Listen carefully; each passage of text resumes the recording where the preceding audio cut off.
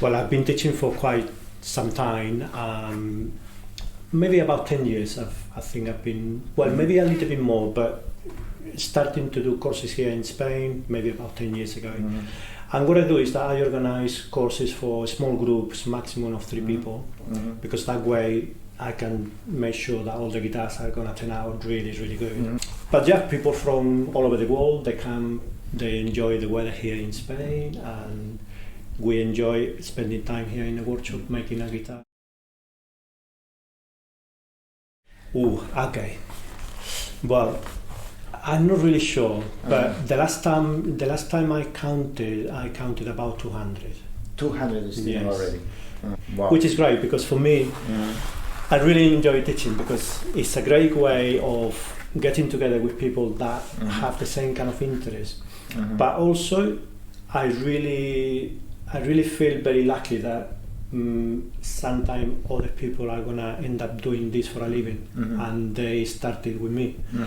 And for me, that's great, because it's a way of passing on a tradition and a job and a trade that, you know, nowadays there's not so many guitar makers. You know, there's quite a few, more than you would have thought. But it's not like plumbers or doctors, you know, it's a trade, it's a job that is quite specialized. And also, most people don't tend to think of the guitar as something that you can make yourself. But then when you put in somebody's mind the concept that you can build one for yourself, it's like, oh, really? That could be quite a special thing to do. And then that's the beginning of this kind of dream that you know, it's a very very easy reality, because you know, you just need to. We start with the raw materials. We can have a look later at the timbers that we use and so on, but we don't use any kits or pre-made components. The only thing that we do is that, to economize time-wise, sometimes I prepare some internal components and bits and pieces that they're very simple, so the student is not gonna miss in the making. But nevertheless, the idea is to construct the instrument completely from scratch, so that people can get a really true idea of what it means to build a top-end classical or flamenco guitar. So we start with the soundboard, then the back, the sides, the neck, and we build each component individually, separately, to a certain stage, which that takes about 2 weeks, and then the second 2 weeks of the course, it's actually working on the guitar together. So the turning point between week 2 and week 3, that's when the guitar goes into the mold, all the elements come together, and then we're working on that guitar. It looks a little rough around the edges in the beginning, but the more we work in it, we end up having an instrument that, you know, it's really quite a special thing, really. And honestly, most students, when they see the instruments that I make here, and I say to them, look, this is what you're going to be making, they go, oh, really? It's not going to be like that. Okay. You know, you've been making guitars for so long, surely I cannot do it. But actually they do. And I had people that they're nearly in tears of emotion, of their satisfaction. It's like, wow, I've been able to build this and to such a standard. So it's quite a special thing. It's really, people don't forget it too easily. For me, the guitars that I'm most interested on are the old traditional Spanish guitars, starting from Torres, Ramirez, all the makers that came from Ramirez, Santos Hernandez, Barberos, you know, such a big amount of makers that came from the Ramirez factory or family.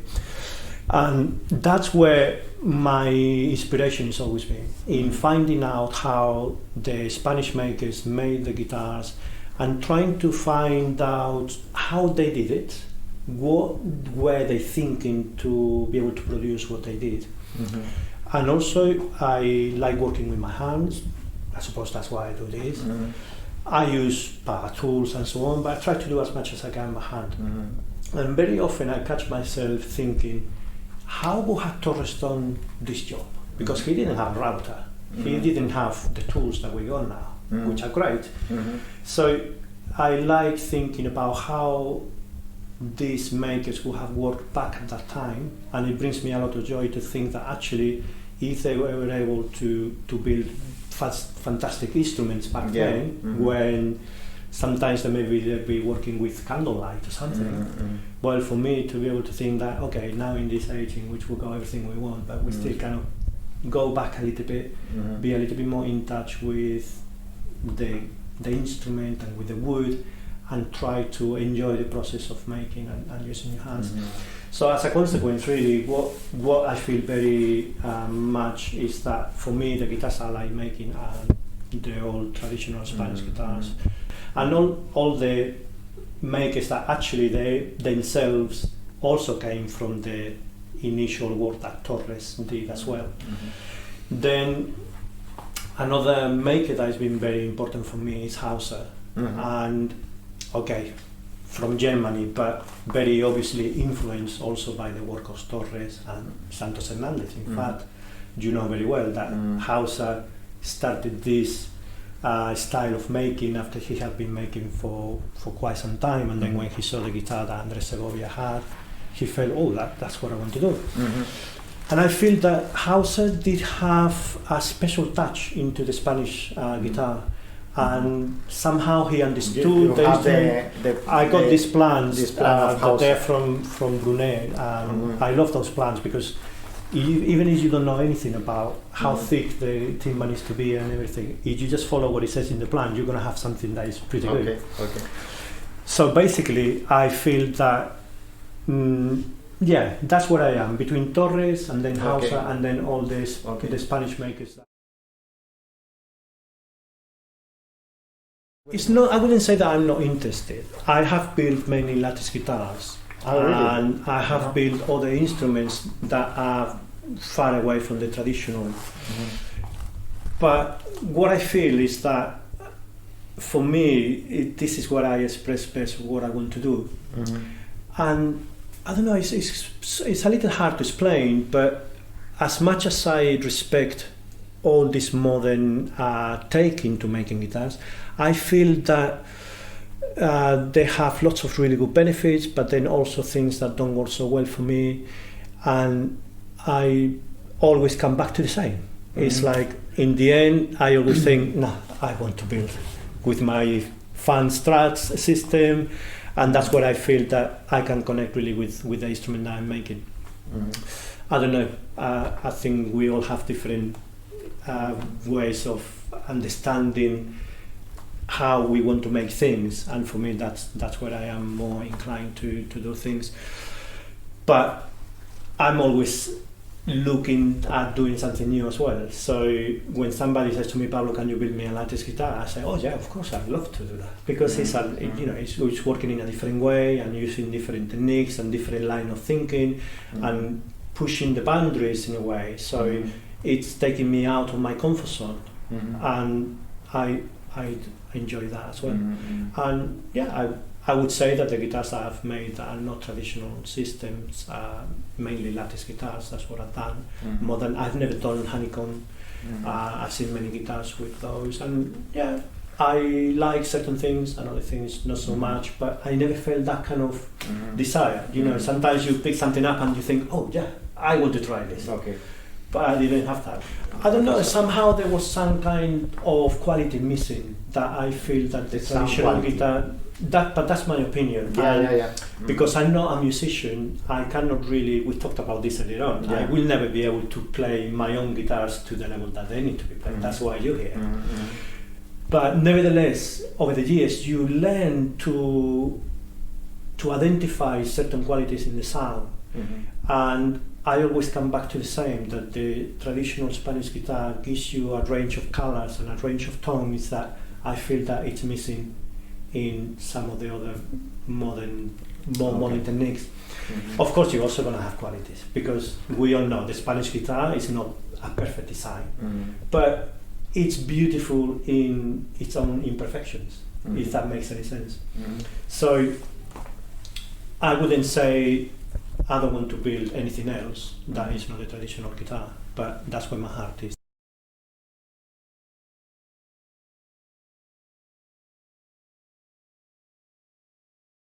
It's not the main timber that I use.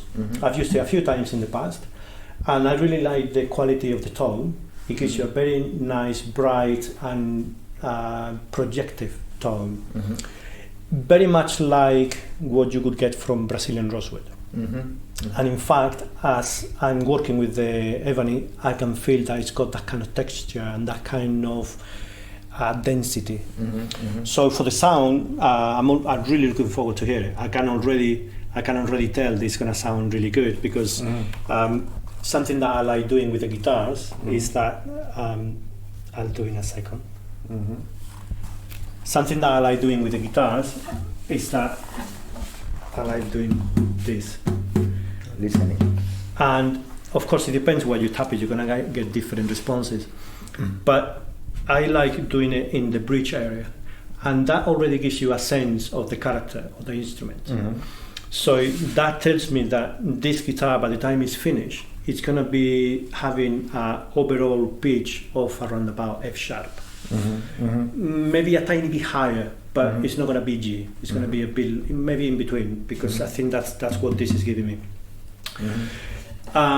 But basically, it's a combination of how the back is responding together with the soundboard to end up getting that result in the end. For me, F sharp is an ideal place, an ideal note for the guitar, because I find that when you have an instrument that it's on F sharp, you find that the guitar responds in a certain way where you can disguise certain things that guitars don't tend to have naturally, as they're not perfect instruments. And sometimes you get notes that will enhance wolf notes or resonances that are not so friendly. Apart from the beautiful things, of course, the guitar always going to have a nice bass, and you want to have a good balance between the bass and the treble, but you get those balances much better when you have a guitar on F sharp. And something that I've noticed in the past, I've looked into it, and if you think about people like Andres Segovia, for example, he would play guitars that were on F sharp. And if you think of other names of that level of playing, when you look at the guitars that they were playing, you end up realizing that actually that's what they wanted as well. So that made me think, well, if this is what players of that level wanted to play, why did they want to play a guitar on F sharp rather than one on G or G sharp or A? And to me, it's because of that. It's because when you have F sharp, you get the best out of the instrument, and you end up having good balance and clarity, and that sort of rich bass that doesn't put a cloud on the treble, and that kind of treble that can flourish as well. So for me, it's a winning. But you have to work from day one. You have to work with that in mind, of course, because you only get that note from the instrument because of what you've done in the wood or in the soundboard when it was an independent element. So the thickness of the soundboard is very important, the kind of braces that you're using, the size of the bracing. I wish I had a soundboard here. Let me think. Have I got a soundboard halfway through? No, I haven't got one here. Well, this has got no braces or anything like it. But basically that's the idea, that you want to have the right amount of reinforcement on the soundboard, which is what all the internal braces, that's what they are. They are reinforcements to make sure that the soundboard is not going to collapse with the tension of the strings. But you want to find a balance in between the reinforcements not being too heavy, because if they're too heavy, the guitar is very strong, it's not going to break, but then you also kill the sound. But then you don't want to go too light, because then the guitar, the soundboard will start distorting and it's not going to survive for very long. So you want to find a balance in which the guitar is not going to lose the strength and the integrity of the instrument, but it's also going to encourage the sound. So you gain and you find all of that with the thickness of the timber, the sizes of the braces, and at that point is when you start thinking about the pitch that you want to have in the instrument in the end. So for example, another thing that I learned with experience years ago is that I was working on a guitar from another maker when I was back in the UK, And I looked at it and I found that the pitch was really low. It was like about E, or maybe between E and F. And I thought, oh, that's... And I wondered why. So I got my measurement tools and I started measuring everything up. And I realized that everything in terms of dimensions and size and consistency was quite similar to what I was doing. But the one thing that was quite different was the size. And up to that point, I used to make the size of the guitar around about 2 millimeters. But in that guitar that I was looking at, they were about 1.4 millimeters. And I thought, but I'm going to try that. So when I did that, I noticed that automatically the pitch of the guitar went down dramatically. So with experience and with time, you learn to decide what are you going to be doing to end up having this result. And then when you assemble the whole instrument and all the pieces of wood are coming together, then they're all going to interact with each other and you want to have this result in the end. Now, what I've noticed is that when you tap into the soundboard like this, because we don't have the bridge, so when we put the bridge on, that is also going to change the sound. That's going to change slightly. And what I also noticed is that the true note of the instrument, you get it through humming into the sound hole. Now, that's something that I do really badly, because I cannot sing that low and it doesn't work very well for me. Some people, they just go ooh, and they just go up and down the scale and they get it really easily. And then what you get is that when you get to that note, the whole instrument starts vibrating. When you hold it in your hand and you sing into it the right note, then you get it. And then you just get a note and sing it into your tuner. And you find that is the main resonance. So when it's like this, what I usually do is that whatever note I get at this stage by tapping in here, it's usually a quarter of a tone lower. That's the true. But each maker has a different way of identify the note of the instrument. I'm happy to accommodate a little bit what I do to what my client wants, but I find that I tend to work more or less always with the same designs. So this one is not a copy of Hauser, but it's sort of inspired in that direction. I like putting the Spanish colors there. It's just little subtleties, which I always check with my clients, just in case they have a particular thing. But I think it's a nice little touch. And then another design that I use a lot, I've got one here.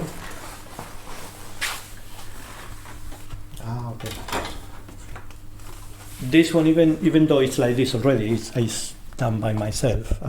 I did it as a log. It was about this thick, and then you cut it in slices, and that's what you get. But yes, again, this is a very simple design with 2 ropes and a little red cross in the middle. And so yes, I do maybe 2 or 3 different designs. I like simplicity. For me, in a guitar, less is more. And then what I try to do is that the little details that might be as an ornament, I try to get them to be as good as possible. So in the Spanish guitar, traditionally, there's not a lot of room for doing crazy things like you can find in electric guitars or in steel string guitars.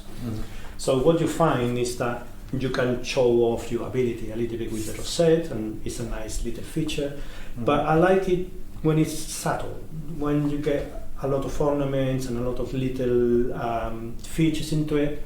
Yeah, sometimes it works very well, but it's not the way that I like doing it.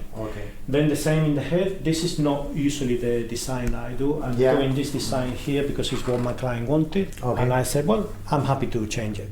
But normally I prefer not to, because it's a bit like a trademark. Of course. But the same, I like to keep it simple. So this has got a few curves and so on. These little points, I always try to avoid them because they break off very easily, and especially at the back, the cedar is a lot softer. So, but when your client wants something, is you feel you can do it, then you know that's the good thing about commissioning an instrument, that you can have an input in the instrument that is being built for you. In this case, the wood. He chose the wood, head, the design of the and head, a little bit the rosette. Huh? A little bit with the rosette. I sort of suggested 2 or 3 that I would be happy to do, and he went for that design. Usually the design of my head is like this, which is super simple. But I feel that it's functional, it's beautiful, Yeah. and it does the job really well, and it's not got things that are gonna break too easily.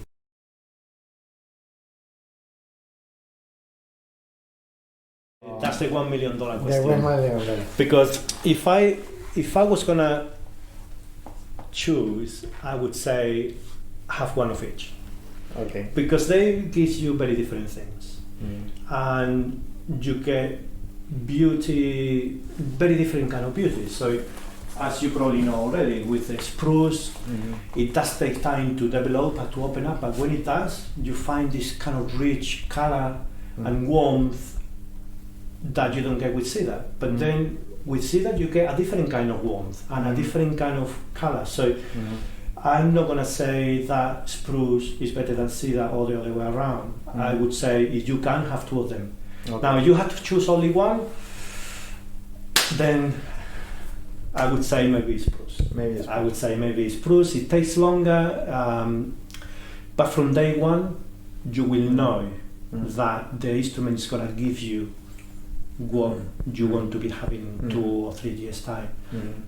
I've heard sometimes people say, okay, well, it doesn't sound so good, but it will do.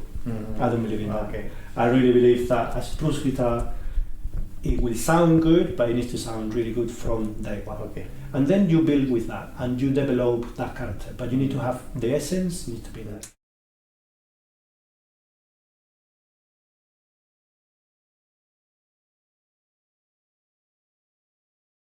For me, I think it is, definitely. It is. And of course, everybody knows that the soul of the sound comes from the soundboard. And we all know about the experiment that Torrent did with the papier-mâché guitar. So he was proving a point that the soundboard is the main element when it comes to the sound. But in my experience, and I think many makers would agree with me, maybe not everybody, but I think it's common knowledge that the character of the sound can change with the type of timber that you use. So, for example, if you use Indian rosewood or Brazilian rosewood, as you mentioned that, if you are gonna compare those two and think, okay, how can that change the sound? Well, you will notice that in general, Indian rosewood, even though it's rigid and it's quite strong, it has perhaps less density than Brazilian rosewood in general, because Brazilian rosewood all change a lot. So sometimes you find Brazilian rosewood that it's got less density, and sometimes you find Indian rosewood that is quite rigid and more dense. But generally speaking, then you find that the density changes, and that has an influence on the sound. If we were talking about percentages, maybe I would say 80% is the soundboard, and then 20 the rest of the timbers, even the neck. You know, I've seen people that they believe that making the neck from rosewood or maple encourages the projection and the sustain. You might think, well, what's the neck got to do with the mahogany? Well, everything has got to do with it. For me, I prefer to use cedar and mahogany because that's the Spanish tradition. So when I'm choosing the neck, I like using cedar because it's light, but I try to use cedar that is quite dense, because again, cedar can vary in density. So I like to use cedar that is quite dense, which is a little bit similar to the strength of mahogany, but it's a little bit lighter. So for me, the backhand sides are really quite important, because that can really determine the kind of direction that the guitar is going to go in.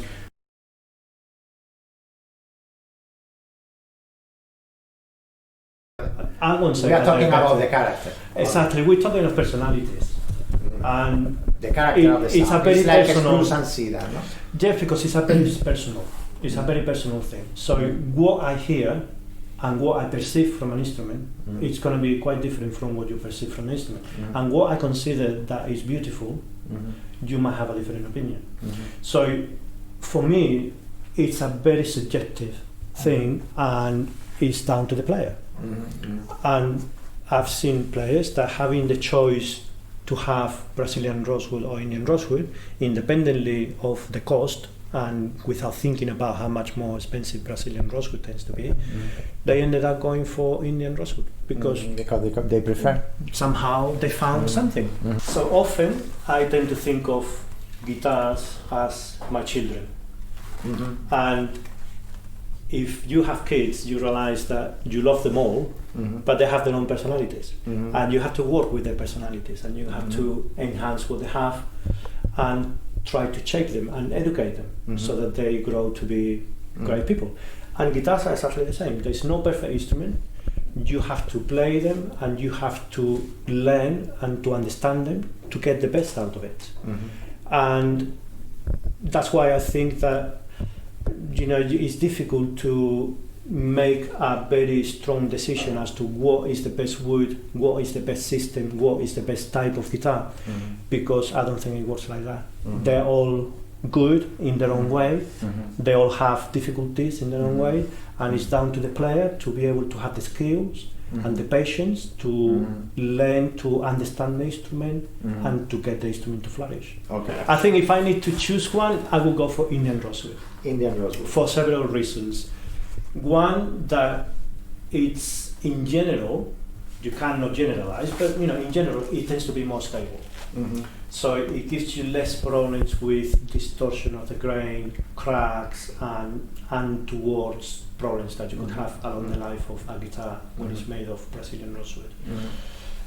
It's also beautiful, and then something that for me is quite important, it's about how sustainable the timber is. And nowadays Brazilian rosewood, it's becoming a type of wood that it's a complicated timber to work with because of all the regulations that come across with it. And I feel that, okay, if I stick to timbers that are much more sustainable, like Indian rosewoods, timbers that you're not going to have problems traveling with them. So I think that the Indian rosewood gives you a great sound, practical, reliable. I think it's got lots of positives. So yeah, I think I will go for Indian rosewood. Okay. So maybe because you have a lot of we have a lot of stuff here. Shall we have a look? Can we have a look around? We can have a look. This is for the polish. Yes, I use French polish. Only French polish. No? Yes, that's usually what I do because I find that that's the best option for a Spanish guitar. And here you can see this has already got a little bit of polish, because what I like doing is that even though the neck is completely left to do, I haven't finished it yet, but quite early on I like starting doing a bit of polishing. And here on the head you can see that it's nearly done. And then ebony, the grain is so tight with ebony that you don't even have to feel the grain or anything. It goes really very well. easy to polish, no? Yeah.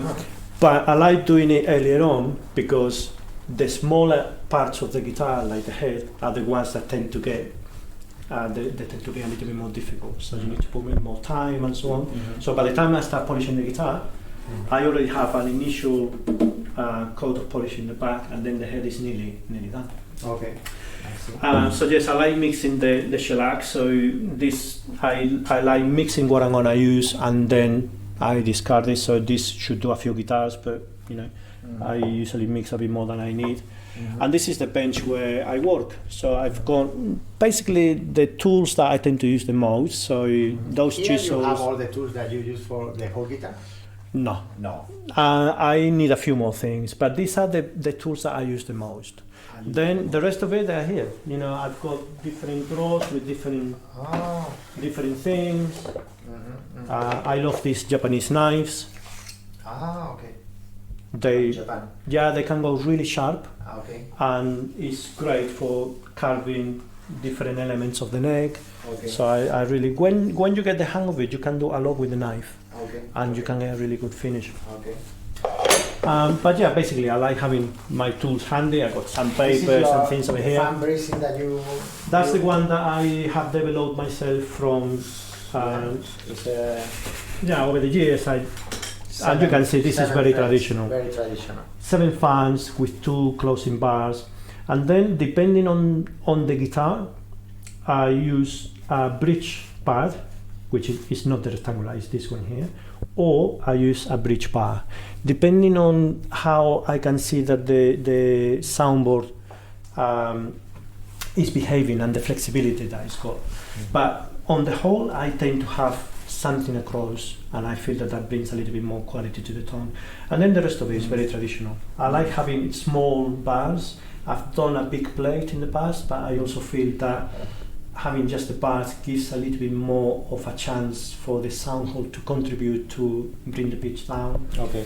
And you can see the bars are not very big. In general, Yeah, they tend to and be they are about very thin, 3.5 by 2 millimeters over here, and the highs are about 4 millimeters. So everything is quite. You change small. depending of cedar or spruce, or Yes, what I do is that with cedar, often I don't use the pad or the crossbar. Okay. But again, it depends on the wood in particular. Sometimes I allow the wood to be a little bit thicker. And then what I do is that the wood remains thicker in this area, and then it's a lot thinner around the perimeter. And that allows for the soundboard to go in and out and encourage the movement. Okay. So yeah, this is the bench where I usually And then, work. apart of the traditional tools, one of the difference nowadays from Torres is that we have big machines, of course, no? You know, a pillar drill is basic. You know, you really need. It's very helpful to have one of these. They're very inexpensive and they work really well. And there are lots of jobs that you can do with this, and it works very accurately. Okay. We also have, you know, a sanding machine like this one. Again, really practical. It does really well, and you know, you save time without compromising on the quality of the instrument. So it's finding ways of speeding up the process without taking away the fact that it's a handmade guitar. Then over to that side, I also have, for example, here, before going there, you have the bending. Bending that is the traditional one. That's the traditional way, but I don't use it a lot. Ah, really? No, I tend to use a bending jig. Okay. And what happens is that the shape is just perfect. It goes from the bending jig into the mold. Okay. And I don't even have to touch it up. But I also use it because occasionally, like for the, you know, at the moment I'm doing another project with a student, so it means that we need to bend the pieces by hand. Okay. But when you're building guitars day in, day out, and you know the shape that you're making, then it really saves a lot of time if you have a bending jig. I got a couple over there up there, you'll see in a moment. Okay. And then it means that instead of spending half an hour or even an hour bending one side, it takes 10 minutes. Okay. And it's really accurate. So, you know, that's another thing that you're thinking, well, it's worth to do. Okay. Then over here I've got a lot of mess with, you know, drawers for different things. I've got one of my bandsaws over here, which I use mainly with a very thin blade with lots of teeth, so it gives you a very thin cut. Okay. And then it means that I can cut things that are quite delicate. Okay. And then this machine has got nothing to do with guitar making. It's just for my own entertainment. Okay. It's a mortiser machine. Okay. So this is another bandsaw that I use, and you can see here I have this other blade, which is a lot more coarse. I don't know if it works with that light. Oops, it's come off. So you can see here, this is for much rough cutting, and you know, which is also quite necessary sometimes. And then I have over here the sanding machine, which is worth its weight in gold, and I tell you it's heavy, so it's very valuable. Because the thing about the machine, it's very simple. It's just got one drum, and this will spin, and then it's got this feeding belt. I can switch it on. It's a little noisy, but you'll see. Okay, let's see. Very good. So you need to use it with a extractor unit. So you got this the extraction over there. It's like a big vacuum cleaner, and that will suck in all the dust that this will make. And then you switch this on. So you can see that spinning quite fast. And then here you put your wood through there, and it will level everything up. And you know, it's fairly accurate. So I would say that most guitar makers that build professionally, they'll have some kind of machine like this. You know, some people prefer to do everything completely by hand and they won't use it, but honestly, I think it's worth to spend a bit of time or money on that. Then over there you can see I've got the bending. Exactly, those over there, there are different molds for different shapes that I do. right at the end with the metal, with the steel at the outside. Then the ones next to it, there are different molds for different instruments. Okay. And you can see some necks on the top. You can see that old instrument that is just an ornament. And this is the area where I usually do the strutting. So basically I got this dish into here. So this is a 25 feet. It's about 7.5 meters diameter. Okay. And this is the arch that I use for the soundboards and for the back as well. You have already made the... Yeah, that's right. You see these rings because this being plywood, as you cut through into the layers, you see those rings there. So it's actually quite an interesting piece. So this is basically a gluing area, even though it's a little messy at the moment, but it's quite useful. And yeah, this is my workshop. It's a place where I spend a lot of my time here, and it's great because it's in a nice place as well. So when I want to go out and have a little bit of fresh air, I just go and have a coffee by the beach. Yeah, to the beach. And that's it.